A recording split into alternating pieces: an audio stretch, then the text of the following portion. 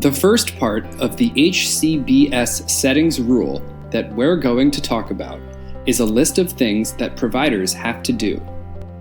Even though the settings rule will be put into action by your provider, it's important to remember that each state is responsible to make sure the rules are being followed.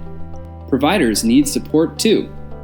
The HCBS settings rule helps guide providers so that they can provide the best services for you.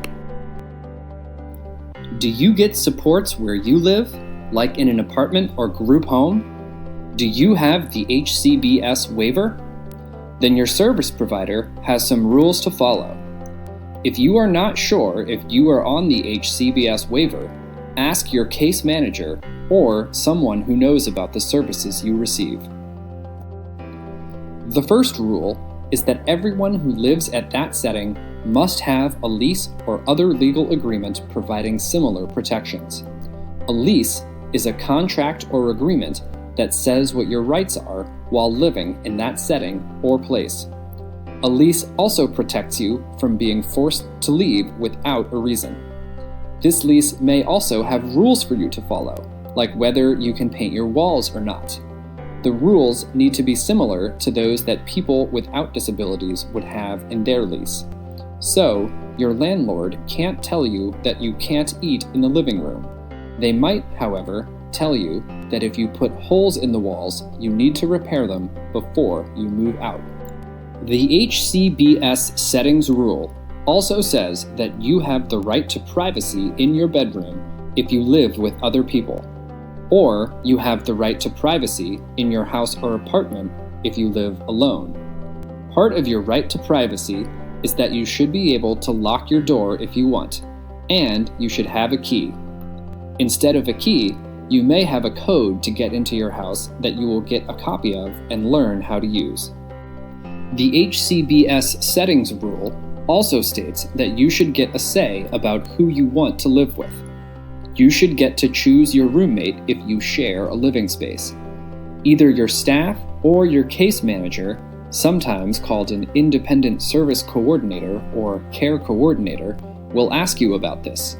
They will ask you questions like, how do you feel about having a roommate? Or, do you like your roommate? Or, would you like your own room or to live with less or more people? You can answer these questions honestly. If you are happy with your current living arrangement, you can tell your staff that. If you are not happy with where you live or who you live with, your staff will work with you to fix the issue or seek other options. Your staff should reach out to you about this. If not, speak up and tell them what you prefer. Remember when we talked about a lease? It's a contract between a provider or landlord and you about rules for your living space. The HCBS settings rule says that you can choose how you decorate your space. You get a say about what you want your bedroom or house to look like. But be sure to check your lease and make sure they don't have any rules that prevent you from doing things like putting nails in the wall or painting. The HCBS settings rule says that providers must ensure that you can get food and drink whenever you want. Just like people who don't receive services can open their refrigerator or pantry to check what they have or grab a snack, people who receive services and supports should be able to do the same thing.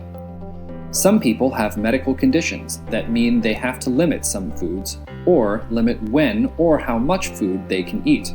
But this isn't the case for most people.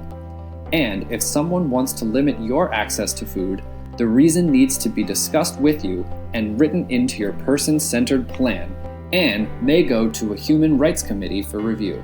You need to be part of the discussion. You can learn more about this in the clip called Rights Restrictions and Modifications. The settings rule says that you have control over your schedule and activities. So, what does this mean? Well, providers cannot make you follow certain schedules. You get to decide with your provider what time you get up, go to bed, and what you do during the day. Does this mean you can watch TV all day? Probably not. It may depend on what time you have to be at work or a day program, or what your roommate wants to do or watch. Just like people who do not receive services, you may have to compromise and negotiate, but you should get to decide what you do with your schedule. What's important to remember is that the house or apartment where you live is considered your home. That means you can have visitors when you want. You can invite a family member over for dinner, or you could invite someone to stay overnight. But if you have roommates, remember you need to consider their rights too. Being a good roommate can mean sometimes making compromises. Sometimes you get your way, and the next time, your roommate may get to make the decision. And you want to be safe in the decisions you make. You can talk about these types of things with people you trust. Finally, the settings rule makes sure that the place you live is accessible to you. You should be able to use sinks, showers, or other things you need to go about your daily life. If you need physical access to something in your home, they cannot restrict or modify this. This right is non-negotiable. The settings rule provides guidance to providers about what they need to do to support you to make choices, access the community, exercise your rights, and live a quality life.